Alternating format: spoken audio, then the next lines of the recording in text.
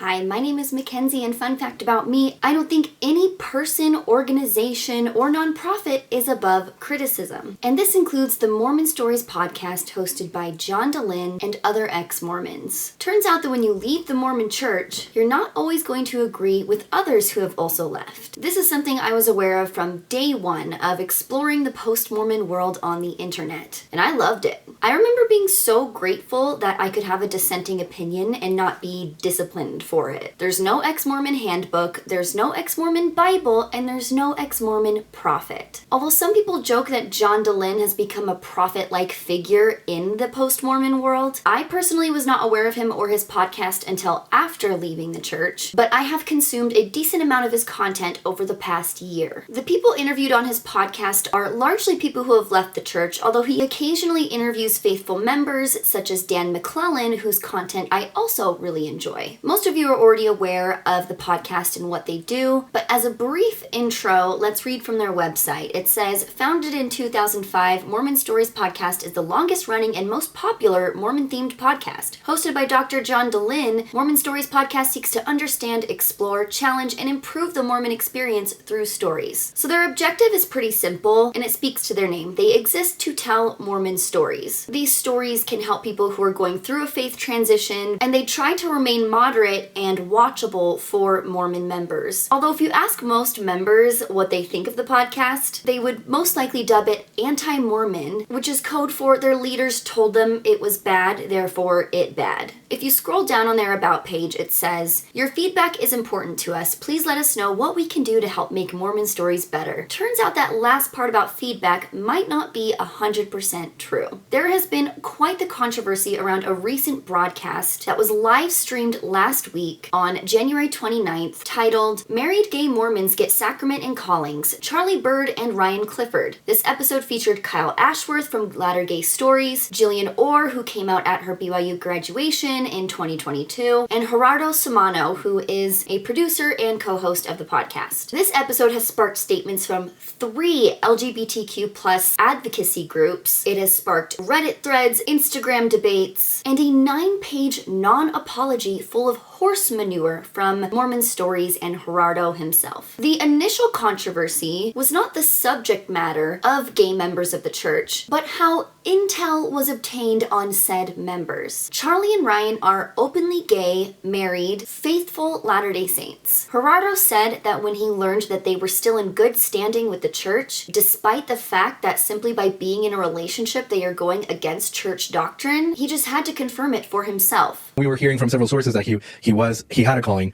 and both him and his husband, and that they were allowed to take the sacrament. We wanted to confirm it, so we confirmed it through screenshots of LDS tools, and then also yesterday I decided to go to their word and actually see it for myself, because I was like, I'm not going to be accused of spreading rumors. Yeah, so. Do you notice that weird cut at the end there? Yeah, that's because they cut out the part where Gerardo said he had initially asked someone else to go with him on his little surveillance mission, but that person did not feel comfortable because it's an uncomfortable thing to ask someone to do. So instead, he went with Kara Burrell, aka Nuance Ho, who used to be John DeLynn's co-host on the podcast. She also confirmed this on her Instagram, and I was able to get a comment from her about the whole situation, which we will talk about later when we talk about their responses. A lot of people, including myself, were very angry and confused about this decision that he made to attend Charlie and Ryan's ward unbeknownst to them, to spy on them. Here is the first statement that Kate from Latter-day Les made on their Instagram page. Kate says, I truly cannot convey how traumatic surviving queer surveillance in Mormonism is, how surviving Mormon stalking leaves you suspicious and gives you PTSD, and how terrifying it is at BYU where you must survive that culture, where your whole life can be destroyed by that surveillance and stalking. To then go and do it as ex-Mormons who claim to be mindful of queer Mormon issues is deeply unsettling and upsetting. Mormon Stories reposted this to their stories with the caption, I 100% support Gerardo's decision to follow his conscience. No apologies. And then they added a graphic that said, sorry not sorry, which is one way to go about responding to someone telling you that you've deeply hurt them. Also notice the use of the word I there, because John DeLynn is Mormon stories and they are therefore interchangeable. With John posting this on his story, he sent quite the mob over to Kate's post, including Gerardo and others who defended his actions. John commented under Kate's post, "Gerardo did this of his own accord, but as a Mormon conversion therapy survivor, I don't question him." First of all, throwing Gerardo under the bus like that and then subsequently diving under it yourself is definitely a choice. Second of all, having trauma does not mean you get to deem what is and isn't traumatic for other people. One reply to his comment says, "As an abuse survivor, I condone this abuse." Another commenter says, "Regardless of Gerardo's traumatic experience, using it to protect yourself is wrong." Mormon Stories replied again, saying, "Charlie openly boasts about his church activity status and has a following like 2 to 4 times larger than ours." Yeah, so that's not even a little bit true. Charlie has more followers on Instagram, but Mormon Stories has way more followers on YouTube. So I don't know what calculator they are using, but it is broken. Gerardo also agreed that because Charlie is a mini celebrity, he is no longer deserving of privacy. He commented under Kate's post saying, "I had received multiple reports from people with whom Charlie had shared this with, claiming that this privilege he was receiving was because God blesses him. Charlie never asked for it to remain a private matter." Charlie also publicly shares the fact that he is active in the church. I love that he sneaks in that tidbit of more intel that he never disclosed on the podcast of this quote from Charlie, which only proves that he is still continuously overstepping Charlie's boundaries. Charlie never asked for it to remain a private matter? You're referencing private conversations he has with these supposed friends of his that are giving him all of this information. But because he never specifically told those people not to tell others it's fair game, there's no assumption of privacy anymore with anything he says? And because he's a public figure, he's no longer a human being? Huh? He shares that he's active in the church, but he's not dropping his church address and inviting everyone to come gawk at him. If there's nothing wrong with what you did, why didn't you go say hi to him? You weren't doing anything wrong, right? He would have been so happy to see you guys and understanding of what you were doing, right? No?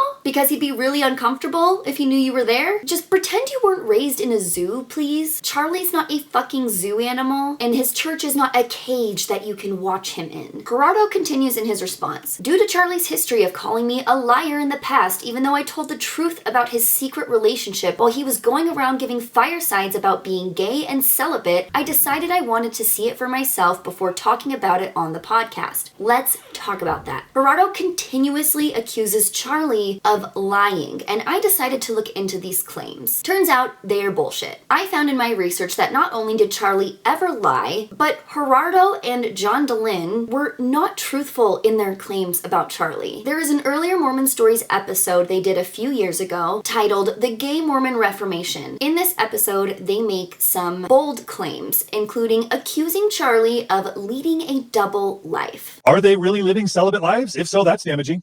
But then are they dating? Do they have some type of special arrangement with their bishops? Or are they living double lives where they're actually in sexual or semi-sexual relationships with other men? If they are, then that's hypocritical, because there's tons of other gay and lesbian Mormons that are experiencing church discipline and or excommunication for then the behaviors that Ben and Charlie are engaging in privately. So either way, they're either propping up celibacy, which is damaging and harmful and leads to suicidal ideation and or massive mental health problems, or they're living hypocritical lives, which then is setting all sorts of people up for sadness and misery while they're sort of trying to have their cake and eat it too. Some things that Charlie has mentioned in a couple of podcasts, it does appear that he has some arrangement with his bishop that allows him to date men so long as it does not become sexual. Yeah, so several sources that are close to Charlie have confirmed at least to me, and I know this will sound as gossip, and I hate that, but I think it's important because I think, well, at least for me, I'm pretty confident that Charlie is either in a committed relationship or dating men, people of their same sex. He's same sex. So like Tyler was saying, he kind of maybe hints on that in some podcasts, and he doesn't go as far as to say like I'm 100% celibate. I actually think they have a podcast where like he talks about not liking the term celibacy as much, but the image that they present, and when parents find their books on Deseret Book, they don't like the parents or the LGBT people that are reading their books, that are hearing their stories, that follow them, they have no idea that for example, maybe Charlie is dating a man, or he's like having a relationship with people of the same sex. So like John said, they're perpetrating this idea of the church, of like faithfulness of the church staying completely chaste and out of any kind of homosexual behavior, when the reality is different. going to receive grief for even talking about or speculating on Ben and Charlie's dating status.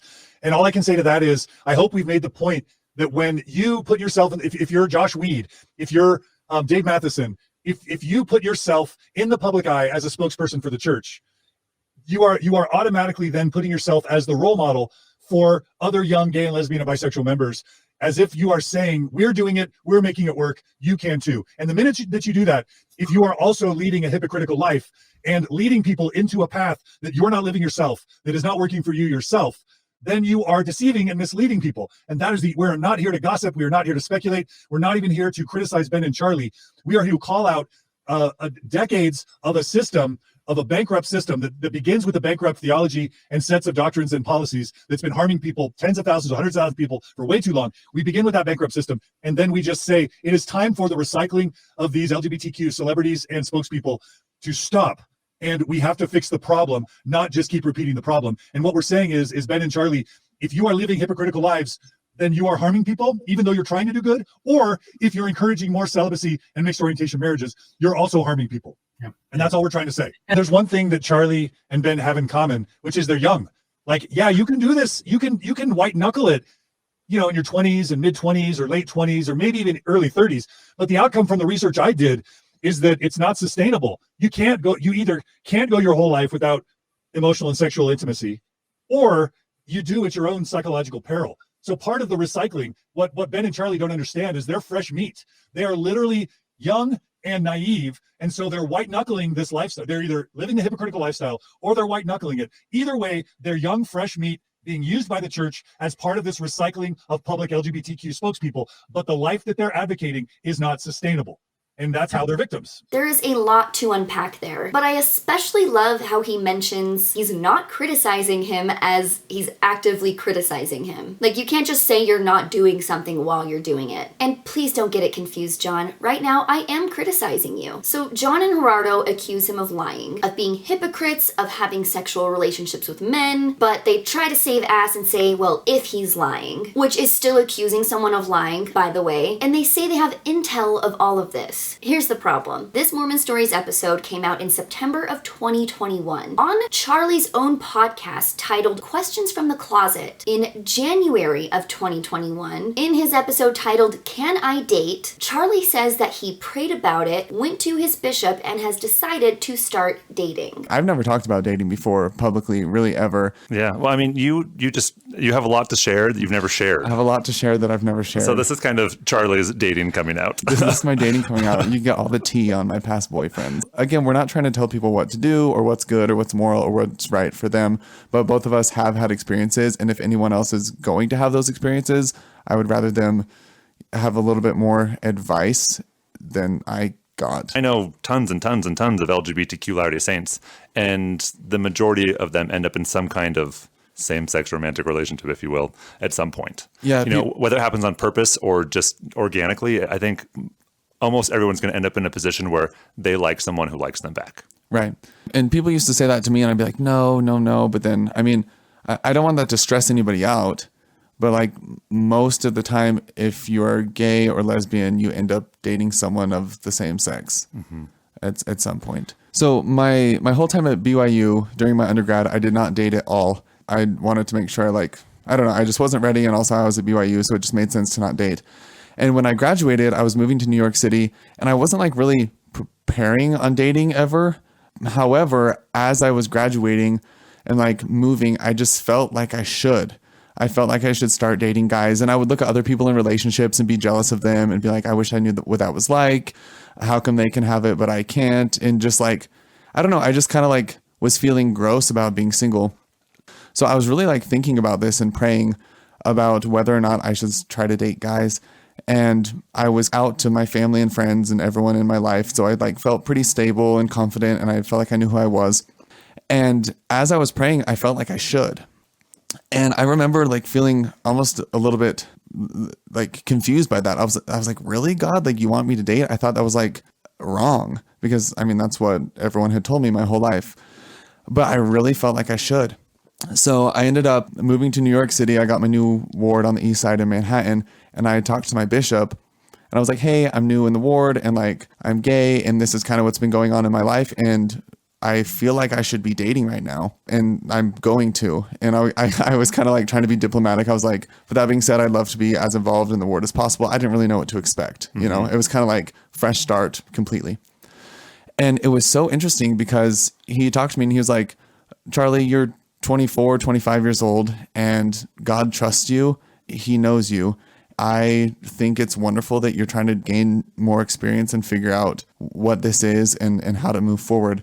And he just gave me some counsel. He was like, make sure you stand in holy places. And as long as you're keeping the law of chastity, then like full fellowship, you can do whatever you want. Like, we're so thrilled to have you in the ward. Regular advice, like you would give to anyone. Be smart, be safe, be normal, be prayerful about how to move forward. That's when I started dating. I say this all the time. I'm going to beat the dead horse that homosexuality is not equal to sex.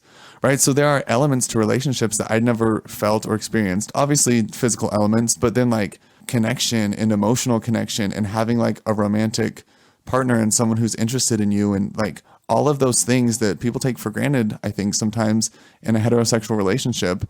I want those. And yet John and Gerardo are like, how dare you hide the fact that you're dating someone? What? That's not intel. I mean, I've never been a spy, but if I went to my boss and told them that I have received publicly available information, I think I would be fired. Not only that, but Charlie Bird has been open to dating since his book came out originally in July of 2020. Well, and I think that just goes back to this idea of like, there aren't options. Like for so long, it was ingrained into me that there were two options. You stay in the church and you're single and you hate yourself, or you leave the church and you find love and you hate the church, you know, and that's not true. That's not the binary world that we live in. And like, not only is it like reductive, but it's so untrue. It's so untrue. Like I know same-sex couples that go to church.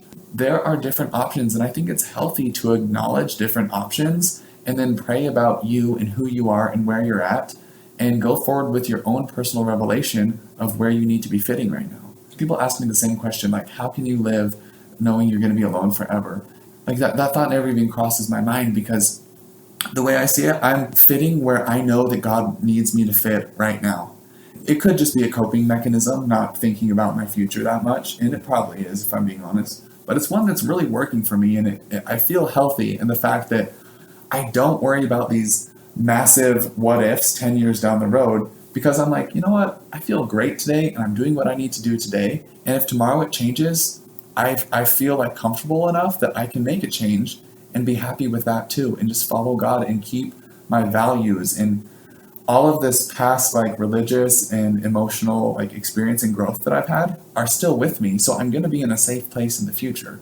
And I feel okay with that. It's just important to note that like, no one decision is ever damning nor final. You know what I mean? That is the beauty of agency and the atonement of Jesus Christ. Like we can always recalibrate and see where we're at and see if we're happy and if we're facing God. And we're gonna stumble through this 1,000 times. And I guess for just anyone who's listening who's like really like trying to like grip on and stay like single and celibate and is dealing with all of this pressure, like that's a lot of pressure to live under. Charlie never said that everyone can and should do exactly what he is doing. In fact, he says the opposite and says that people should do what feels right to them because that is the beauty of free agency. He is simply talking about his own experiences and what has worked for him. And he says he is open to changing his mind one day. And if you guys were investigative journalists like you claim, you would know that. Now, I have not read Charlie's book, but if in that book, Charlie says, I vow to a life of celibacy, a life of being single, and I am never going to change my mind ever, and everyone should do exactly what I am doing, I will eat my fake Stanley. But I'm going to go ahead and guess he never said any of those things. So that's lie number one. Charlie never hid the fact that he was dating people. Lie number two was accusing him of not actually being celibate, which, how would you know that?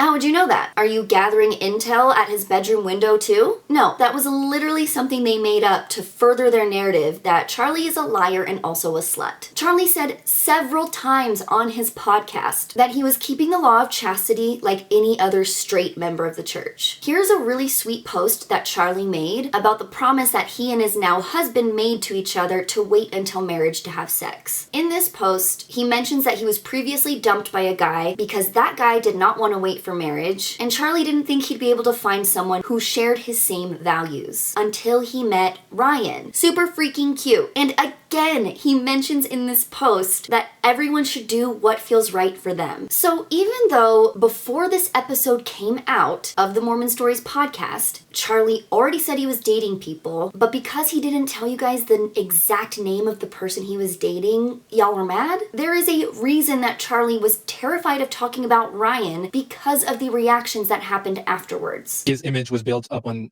the belief of, or people were thinking, that members were thinking that he was celibate and leaving the church's standards, when later we found out that he was actually dating, even while the book was being published or being sold as her book. Just to be clear, you could date and be celibate too. Right. Yes. I mean, because before the 2019 reversal of the 15 policy, dating was out of the question for gay people. It was not until 2019 when Elder Oaks stood up and said, now we're going to treat homosexuals and heterosexuals in the same way, when kind of that opened the door to LGBT dating. But even then, there was no one out there, publicly dating. And admittedly, he'll say that that's why he kept the secret, because he thought, if he came out, he would get in trouble.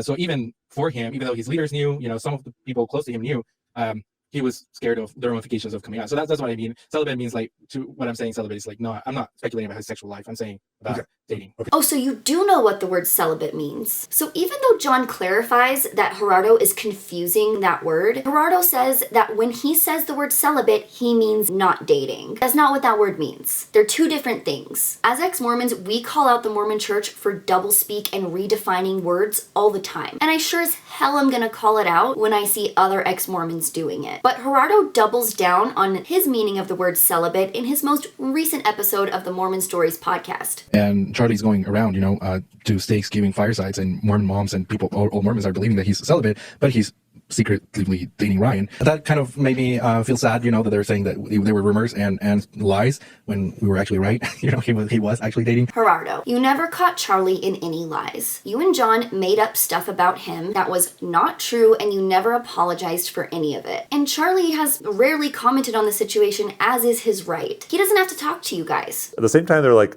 rumors about you. And I hear about them all. There's even a whole podcast episode about you and me. Oh my gosh, I don't want to talk about that podcast. I still haven't listened to it. Okay. Do you actually not want to talk about it? No. Like, like I'm just like, ugh.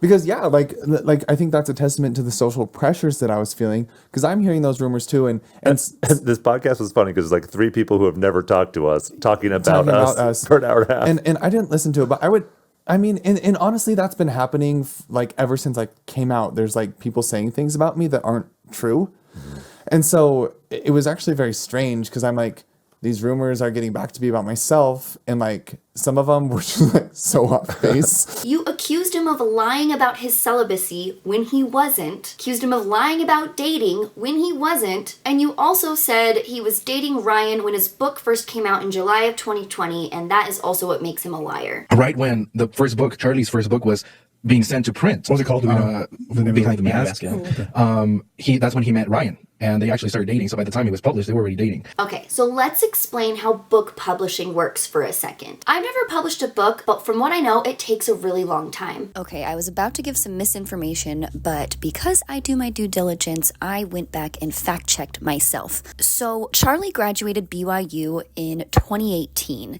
After that, he moved to New York City.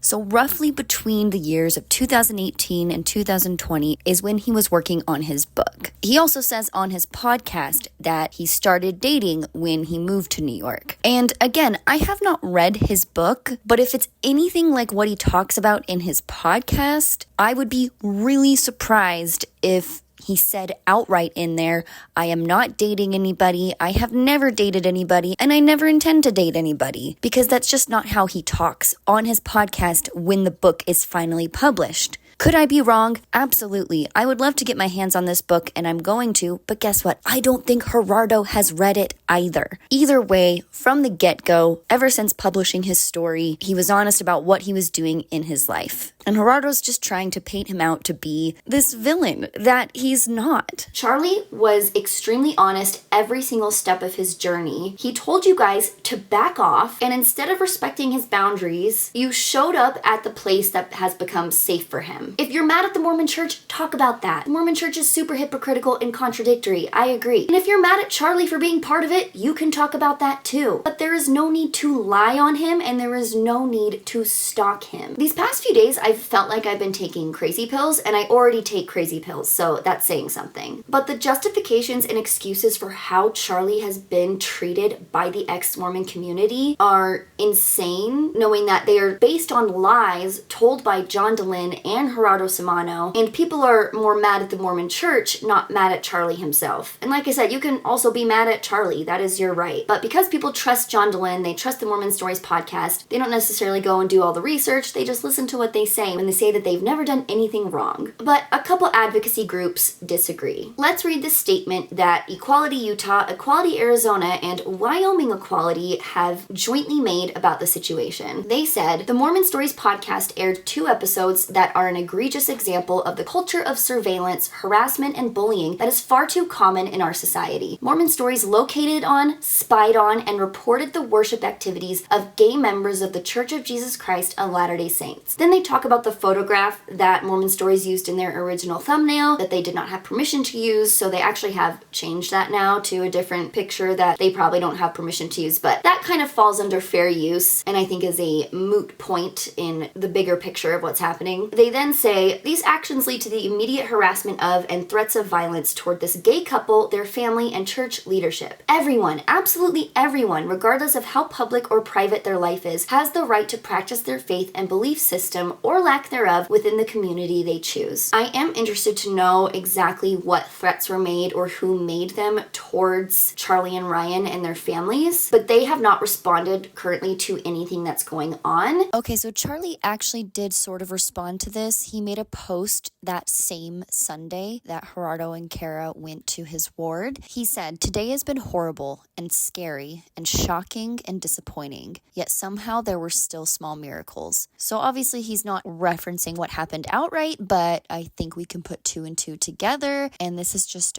absolutely heartbreaking. It's just insane that you can hear from Charlie himself that he felt unsafe and still have zero empathy towards him and still double and triple down that you did nothing wrong. And if it's true that they've received threats of violence because of this, Gerardo should be ashamed of himself. But in Gerardo's response, he makes no apologies and doesn't even acknowledge this. Like he thinks they're making it up or he just doesn't care. They then call on Mormon Stories podcast to remove the episodes, which they do not. Then Mormon Stories posted Gerardo's response in a 9-page Instagram post. So let's go over that, although we've already gone over some of the talking points that he's about to make. Firstly, he directs his response to Troy, even though 3 different people signed this statement. So that's really weird. His first sentence is, I want to start by expressing regret over the inaccuracies and characterizations of the statements you backed and released yesterday. He starts apologizing not for himself, but for them, which is something I have never seen. I'd like to start apologizing for your behavior. Incredible. He then says that they obviously didn't watch the full episode, so they don't know what they're talking about. He says the only reason they talked about Charlie and Ryan was because Jacob Hansen brought them up on his podcast. He's a Mormon apologist, and they were reacting to his content, as if they haven't already done an entire episode about Charlie and Ryan years ago, but okay. He said we mentioned their ward callings, but not their other membership information. I mean, their callings are membership information, but again, I feel like these are really small points to the bigger ones that have been made. He then says again that Charlie is telling people God blesses him and that is why he receives the sacrament, which is a belief that Charlie is allowed to have. And Gerardo says that this is now a matter of public interest. No. He said, we felt the best way to approach this subject was to celebrate these developments positively. Again, if you were so happy for Charlie and Ryan, why didn't you go up to them and tell them yourself? Because you didn't want them to know you were there. I don't think he's actually happy for them, but that is just my opinion. He then goes into how Charlie and his co-host Ben accused Mormon Stories of spreading rumors, which they did, and we already talked about. He then rambles on about how it was a public church service, and Charlie is a public figure, so stalking him is okay. And again, just because you're in a public space doesn't mean it's not stalking. I hope that helps. He hates that this surveillance on Charlie and Ryan is being called surveillance. Again, if it wasn't, you would have just went up to them and talked to them like normal people. But that was not the intent of your unannounced visit. He then admits that he was confirming what Charlie was sharing openly with the world, aka it wasn't a secret, aka this entire thing was completely unnecessary in the first place. Then he talks about how his conversion therapy experience was a direct result of figures like Charlie. So he goes from saying, I was only celebrating Charlie's achievements of progress in the church, to saying that this same progress is what caused him trauma. Hello? Is that a good thing or a bad thing? Because you're kind of going back and forth. And maybe it's both to you. And you can talk about all that without spying on him. Oh my God. Like none, and I mean absolutely none of Gerardo's opinions about Charlie or his actions justify what he did. He is allowed to think that Charlie is either a positive or negative influence. I'm not sure if he knows which one it is. And if all he did was talk shit about Charlie on the internet, this statement would not have been made. This statement was made because Gerardo and Mormon Stories podcast crossed the line by showing up to his ward. That is it. It's not fact-checking. It's not investigative journalism. It's icky. Just because what you did wasn't illegal doesn't make it okay. He then admits that the segment in question was removed from the recent episode, which is weird considering he's writing a novel defending it. Why take it out if you don't see a problem with what you did? When I first read his statement, it was like 2 a.m. and I was really sleep deprived, so I did post something on my Instagram stories and ended up deleting it because I wasn't sure if it was coherent or not. But I took a screenshot and I said that this was apologetics that fair Mormon would be proud of, and I mean that from the bottom of my heart. No one said you weren't allowed to have opinions. They're just saying it's weird and invasive that you're spying on a gay couple at church, and that's what you did. Now, I am not an investigative journalist. I am just a girl. And unlike John Dolan and Gerardo Samano, I am open to being wrong. I tried to look into the timeline of all this as best as I could, but I did not listen to every single episode of Charlie's podcast or of the Mormon Stories podcast. So if I missed something, please let me know, and I won't block you or send my goons to harass you. And I promised I would talk about Cara Burrell, and I do want to share some of her comments that she made to me and that she gave me permission to share. I have a lot of thoughts on it, but for one, I don't know what you're going to say about it, but like two things can be true at once is kind of what I would say about it. That like when Gerardo asked me to go, I immediately knew that I didn't want to do anything that would make Charlie feel like this was an invasion of his privacy and so forth. But Charlie is an individual that has made so much money off of profiting off of an experience that is just not very, equitable and ubiquitous for, queer Mormons, and advocates for one thing and has this special privilege, which is technically obviously awesome. And so people getting a different kind of shakedown of what is actually available for Mormons. I would not do that, and I do not recommend the gay spying things, and that's what I think people are upset over, is that kind of surveillance, which is true. So like my statement would be that investigative journalism like this is, to me, it's not spying. I think that it's like we're investigating the truth of what is actually going on with Mormonism right now. And we also know of like 3 or 4 other people who are also like totally married to people of their same sex and also get to take the sacrament. And at some point somebody had to like report on that to Mormon Stories to kind of give us that inside scoop, and that is important information to get out there, and somebody had to tell on that kind of person. But if people are worried that this is going to like have a bad effect on like queer members of the church, I think in the long run, I don't think that it's going to like get Charlie the ability to take the sacrament taken away. I think that it is just going to highlight that if he gets to, other people within the church should be able to rise up and say, if Charlie can, why can't I? And I think instead of the church having a big PR scandal of I think making this as big as possible to say that like this is happening, and instead of taking away this right, they're going to start giving the right to more people. So I think talking about this and saying that like we saw it with our own eyes, we weren't there to just like spy on him and hope that it gets taken away. We're there to like confirm that this is actually what's going on, and so we're not spreading false rumors. And if it's an invasion of privacy, that is just what it's going to have to be. It's going to suck, but I try to be the nuance after all, and I understand, different people's problems and stuff with it. So overall, I think it's a positive thing, and I hope that just this will cause a lot of conversation in that area. And I think that the church is going to be moving in that direction in the future. Like I said, they're not going to take this right away, and I think I just really think it's a pivotal moment right now. And I wanted to be able to confirm it with Gerardo and not just spread a rumor and so forth.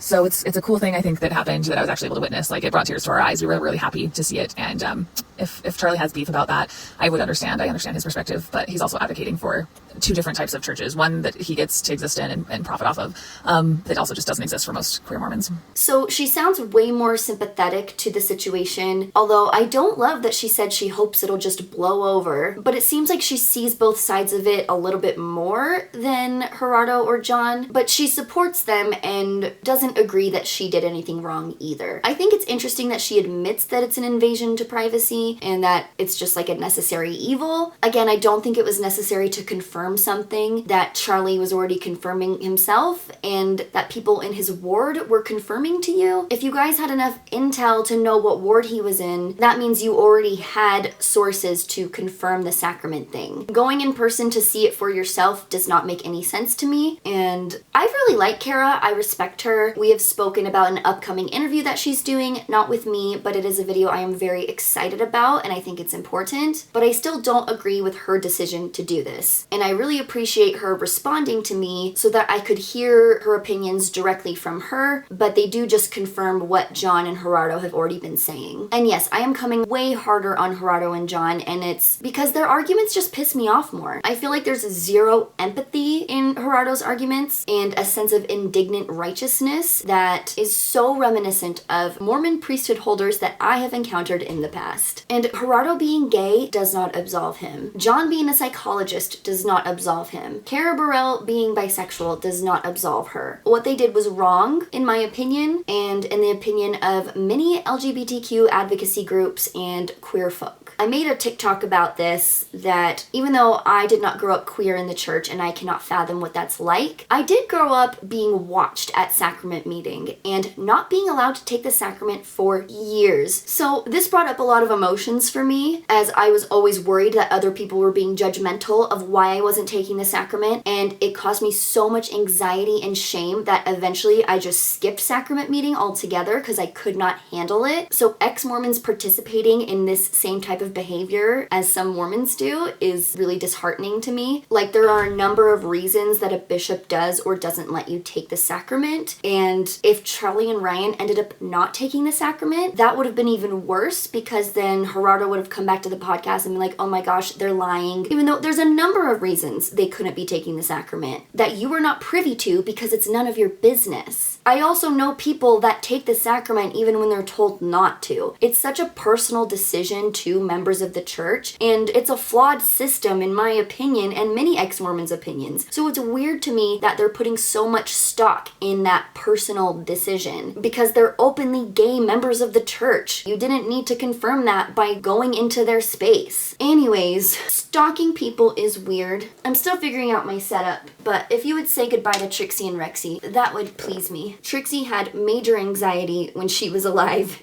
and Trixie was a dog where I would just look up and she was just across the room staring at me. That's what I think of when I think of this little surveillance that occurred. Except when she was on this earth, her brain was the size of a peanut and the contents were popcorn. So she has an excuse and human beings do not. Anyways, thank you for watching. Please like and subscribe and argue with me in the comment section, as it helps engagement and helps boost my video. See you guys soon. Bye.